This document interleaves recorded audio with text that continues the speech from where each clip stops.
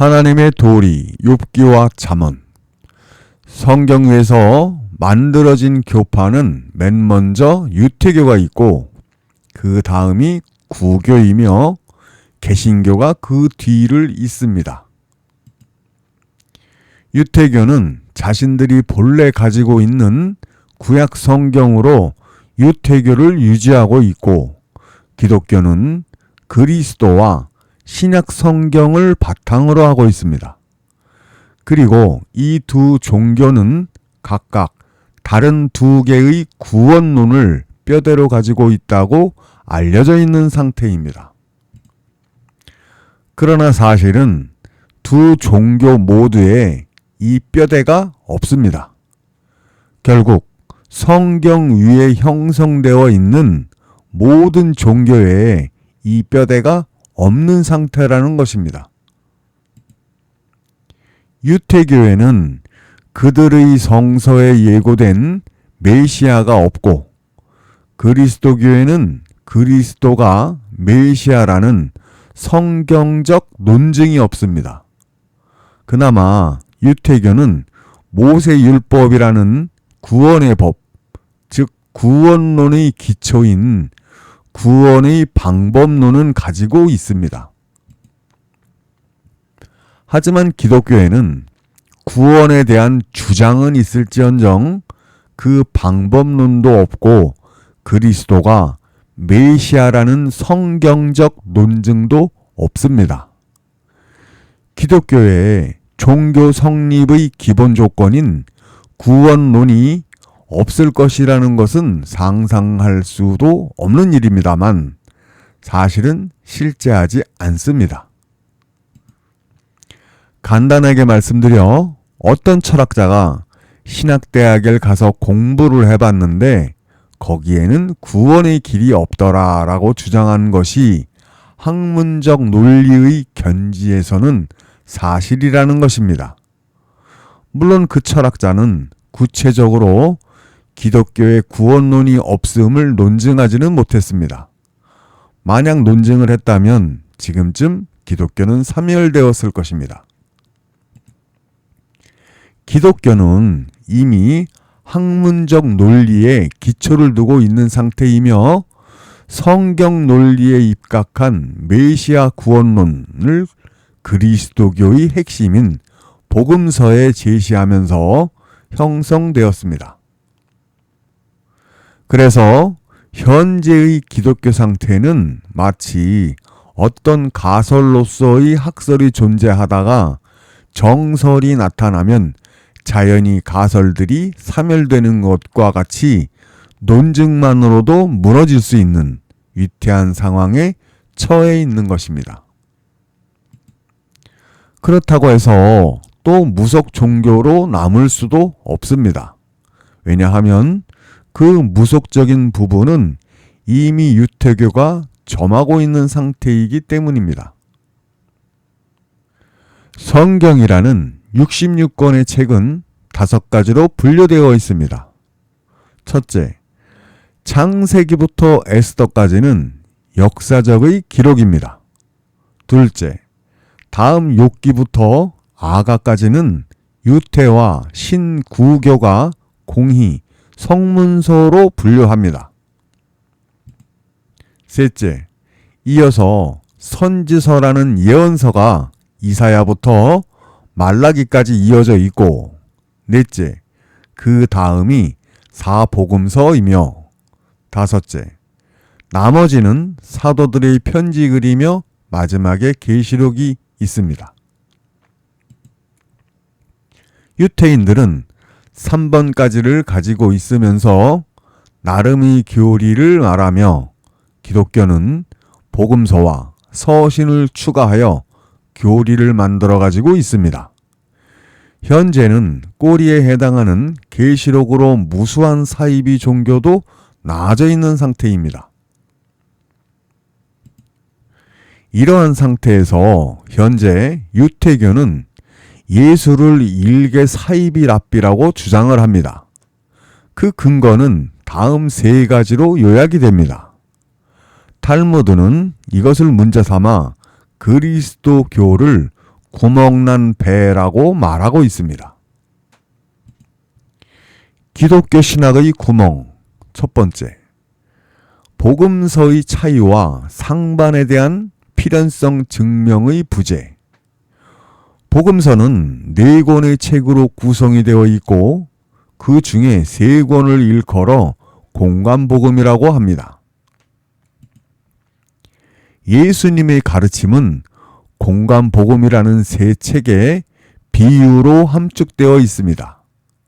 이 기록들은 예수님의 가르침을 세 사람이 자기의 시각에서 각각 기록한 것입니다. 문제는 이 세 책들이 사소한 기록뿐만 아니라 핵심이 되는 가르침의 내용에 있어서까지도 각각 상반되거나 큰 차이를 안고 있다는 점입니다. 성경을 완전한 계시라고 말하는 정통 기독교는 공관복음, 세 복음서의 차이와 상반의 필연성을 지금까지 증명하지 못했고, 유태교는 이 점을 문제 삼아 그리스도가 메시아라는 것을 인정하지 않는 것입니다. 사이비 종파들은 이 문제를 무마하기 위해서 성경은 완전한 계시가 아니다 라고 말하며 몰몬교나 통일교 같이 또 다른 경전을 가져다 붙이고 자신들만의 구원 논리를 만들어 교세를 확장하고 있는 상태입니다. 사실 다원주의나 초교파주의 같은 이념은 이러한 논리적 문제가 양산한 변종들인 것입니다. 기독교 신학의 구멍. 둘째, 유태교 제사장인 레위에 대하여 기독교의 만인 제사장제 성립의 논증 부재. 유태교도 기독교도 모두 변경할 수 없는 성경의 논리가 있는데 그것이 이 제사장 제도입니다. 제사장직의 이월 문제를 기독교는 성경적으로 논증하지 못한 상태입니다. 성경적 논리로는 하나님이 세운 종교의 지도자가 성경을 바탕으로 한 종교 집단의 리더가 되는 것이 원칙입니다. 성경적으로 합당한 논증이 없는 상태에서 지도자라는 직위를 가지는 것은 성경적으로 불법입니다. 유태인에게는 모세의 율법이 있고 레위라는 제사 직분을 하나님으로부터 인정을 받았다는 증거가 성경 내용에 있습니다. 하지만 이에 반해 기독교는 만인 제사장제라는 이론을 주장하지만 이것은 성경적 근거를 가지고 있지 못합니다. 모세 율법에 보면 이 제사장직의 이월에는 규례가 있습니다. 선민이라는 기득권을 가진 유태인의 관점에서 예수가 정말 메시아라면 기독교는 모세 율법의 2월 규례에 따른 만인 제사장제를 주장해야 합니다. 그래야만 구약에 이은 신학적 구원론이 논리적 타당성을 가지게 되는 것입니다. 그 타당성이 확보되어 있으면 유태교가 인정을 하든 말든 일단 종교로서의 기본 요건은 갖추고 있는 것이 됩니다. 하지만 신약이라는 성경 안에는 그리스도가 모세 율법의 뒤를 이어 제사장으로 삼아졌다는 것을 논증할 자료가 없습니다. 기독교 신학의 구멍. 셋째, 신약이 주장하는 마음의 법으로서의 온전한 율법의 부재.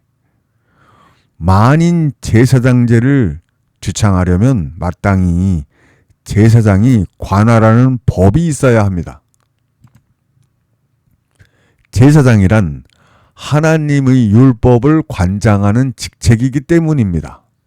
그러나 기독교에는 그들이 만든 교리는 있을지언정 법이 없다는 것입니다.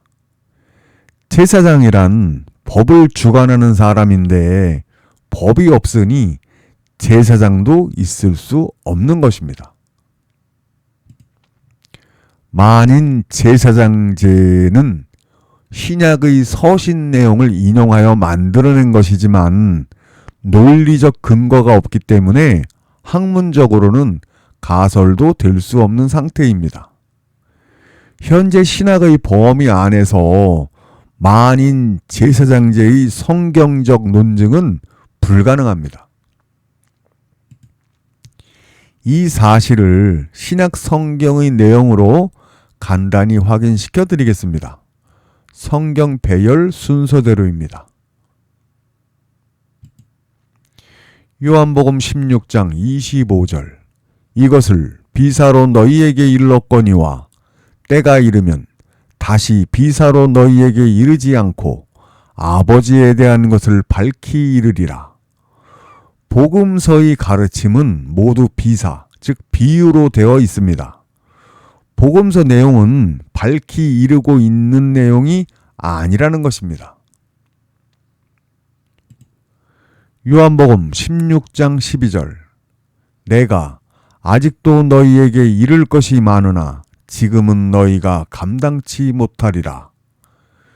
요한복음은 복음서의 마지막 책인데 감당치 못함으로 다 이르지 않았다고 합니다.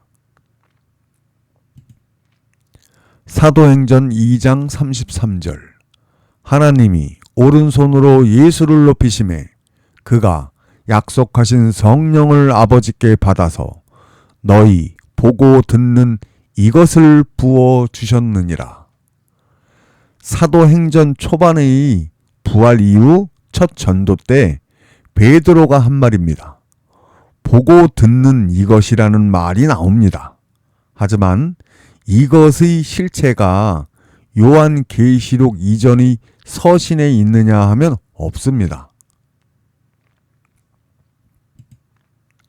고린도전서 13장 10절 온전한 것이 올 때에는 부분적으로 하던 것이 폐하리라. 온전한 것이 아직 안 왔다고 말하고 있습니다. 에베소서 3장 3절 곧 계시로 내게 비밀을 알게 하신 것은 내가 이미 대강 기록함과 같으니 에베소서의 기록은 비밀을 대강 기록한 것에 지나지 않는다고 말합니다. 야고보서 1장 25절 자유하게 하는 온전한 율법을 들여다보고 있는 자는 듣고 잊어버리는 자가 아니요 실행하는 자니. 야고보는 행함이 있는 믿음을 이렇게 들여다볼 수 있는 온전한 율법, 즉 불완전한 모세 율법이 아닌 또 다른 들여다보는 율법이 있다고 말하고 있고 그것을 보는 것이 곧 행하는 것이라고 말하고 있습니다. 그러나 신약에 이 들여다볼 수 있는 온전한 율법은 없습니다. 이와 같이 서신에는 온전한 것의 예고나 혹은 이미 있는 것에 대한 간접적 서술만 있을 뿐이며 이 외에도 그 실체가 없다는 증거가 될 수 있는 문구는 매우 많습니다. 그러면 결국 이 그리스도가 모세의 율법을 완전하게 한 것의 실체인 완성된 들여다보는 율법이 있기는 있는데 신약 성경에는 없다는 것입니다. 기독교 신학 안에는 이 들여다보는 율법이 분명히 없음에도 불구하고 기독교 신학은 그리스도의 공의 실현이라는 논리를 핵심으로 하고 있습니다.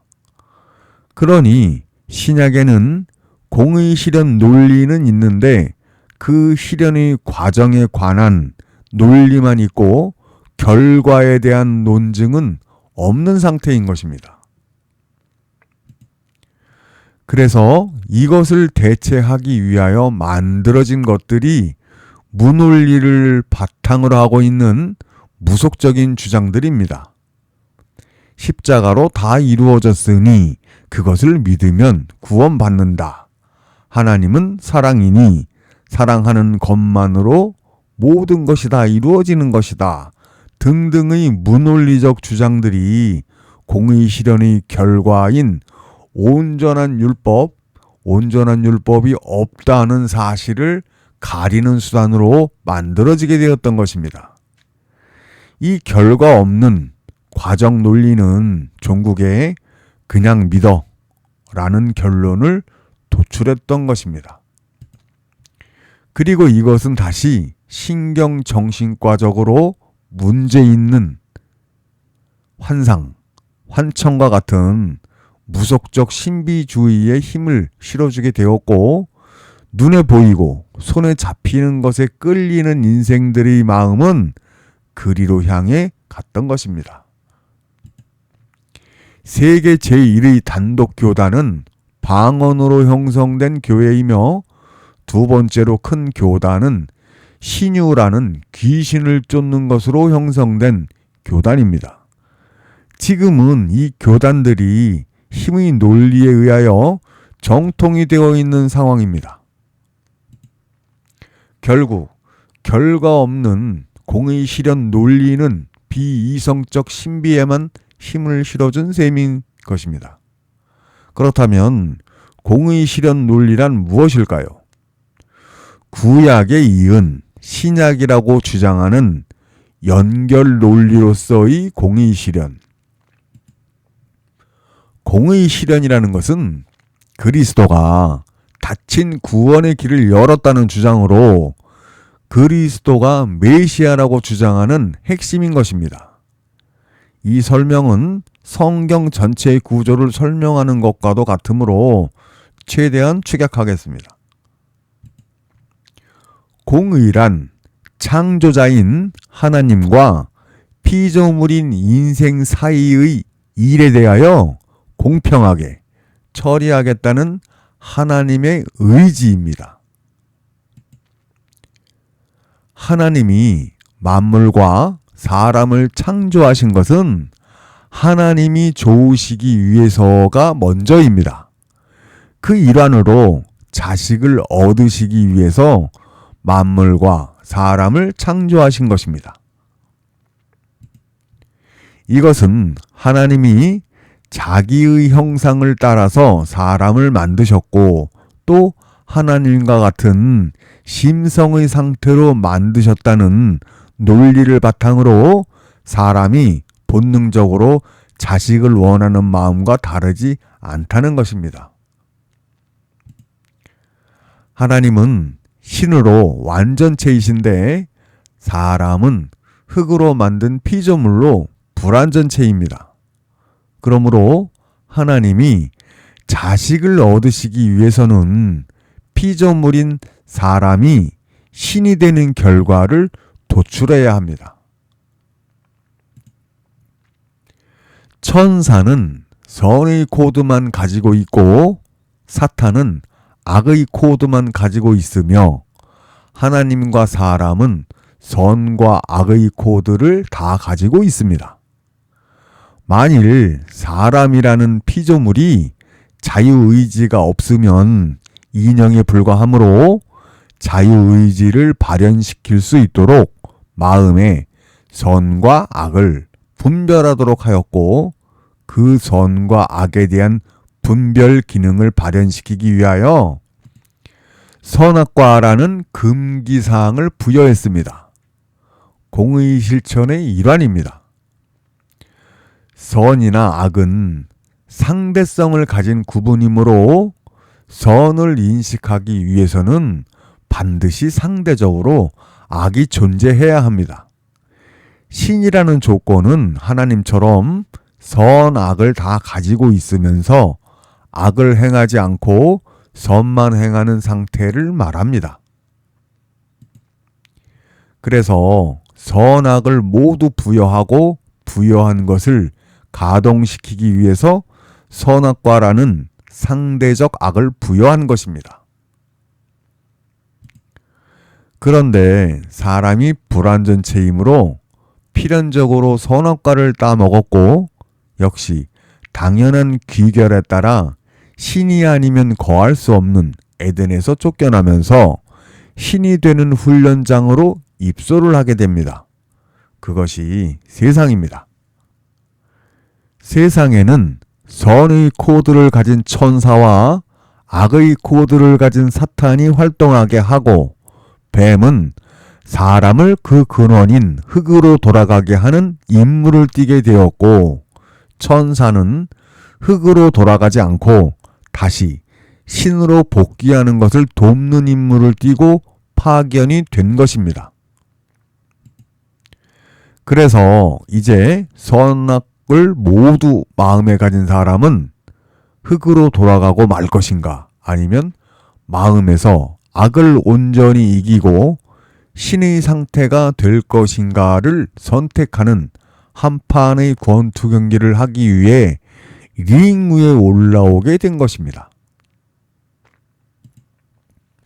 그런데 사람이 나면서부터 악한 것만 계획한다는 성경의 기록처럼 악에게 패하기만 했습니다. 그래서 노아 홍수로 일단 노아만 남겨놓으시고 인류를 흙으로 원위치시키십니다. 다시 시작하시기로 하신 것입니다.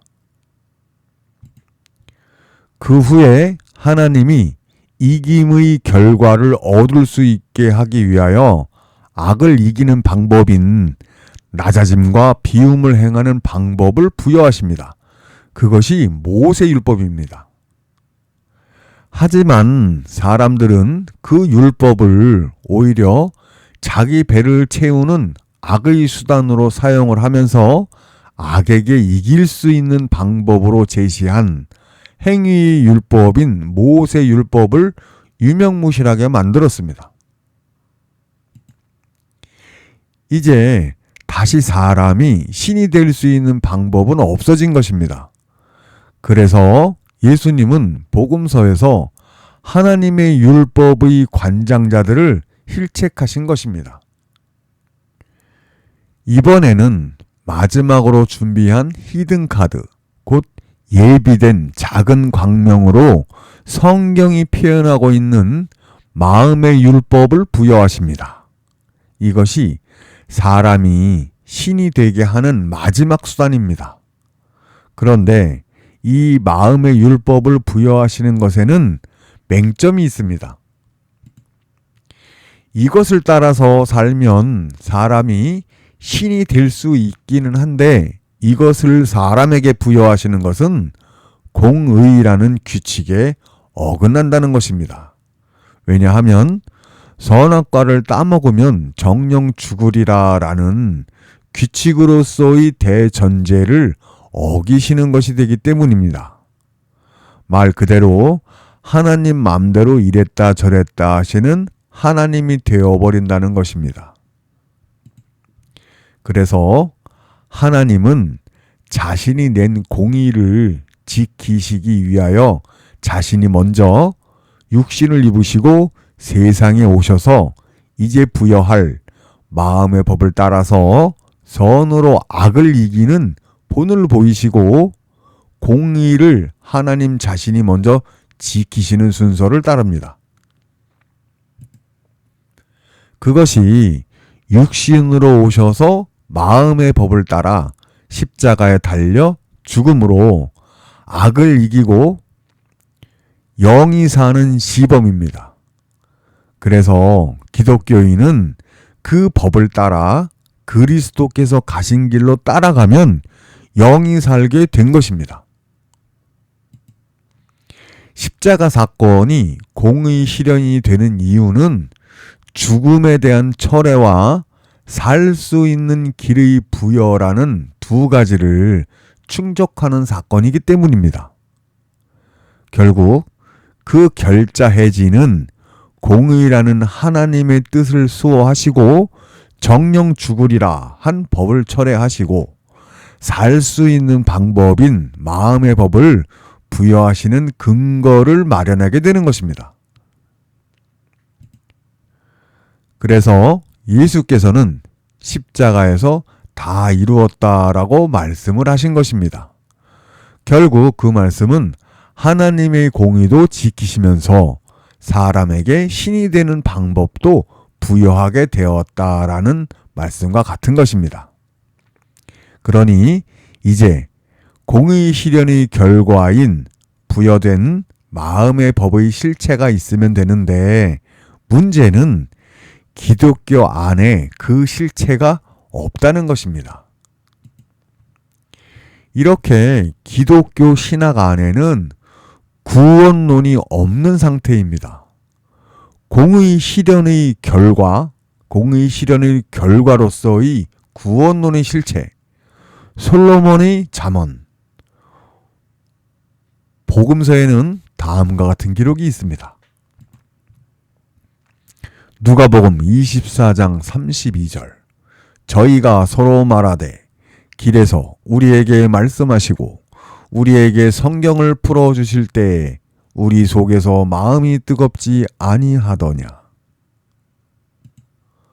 누가복음 24장 44절에서 45절 내가 너희와 함께 있을 때에 너희에게 말한 바 곧 모세의 율법과 선지자의 글과 시편에 나를 가리켜 기록된 모든 것이 이루어져야 하리라 한 말이 이것이라 하시고 이에 저희 마음을 열어 성경을 깨닫게 하시고 신약 성경이 생기기 이전에 이미 부여될 완전한 법이 존재하고 있었다는 증거 기록입니다.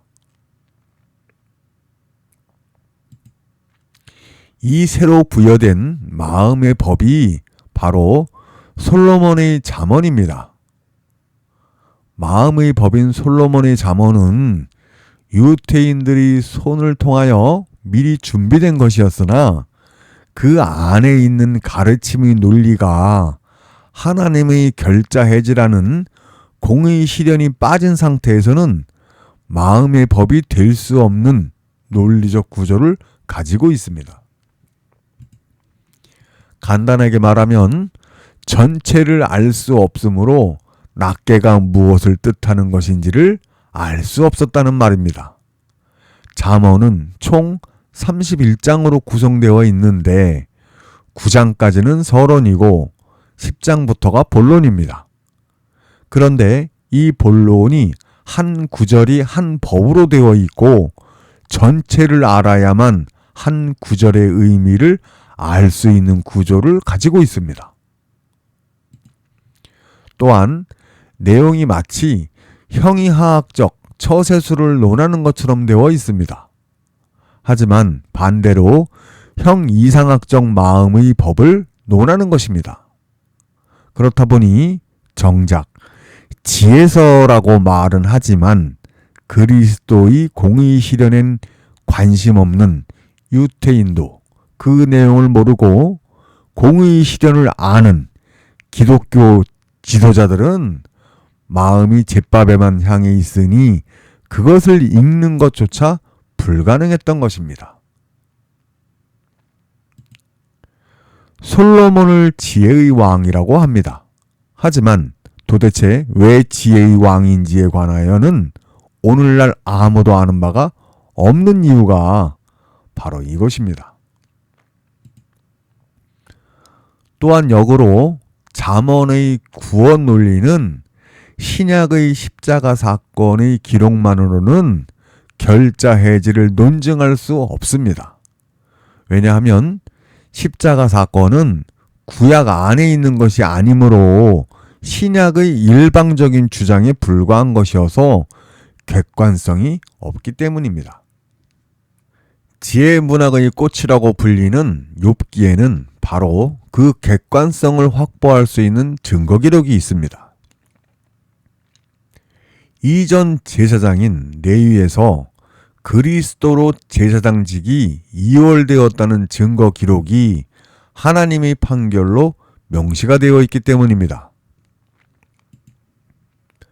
그러나 이 책 역시 복음서의 비유와 같은 방식으로 비유로 기록된 것이기 때문에 사용된 용어의 본래 의미를 모르면 읽는 것조차 불가능하여 등장인물인 욥과 세 친구와 엘리후와 하나님이 각각 하는 말이 도대체 무슨 말인지, 왜 이 같은 말을 각 사람이 하는 것이고 또 왜 하나님은 그 같은 판결을 하는 것인지를 알 수가 없도록 기록이 되어 있습니다.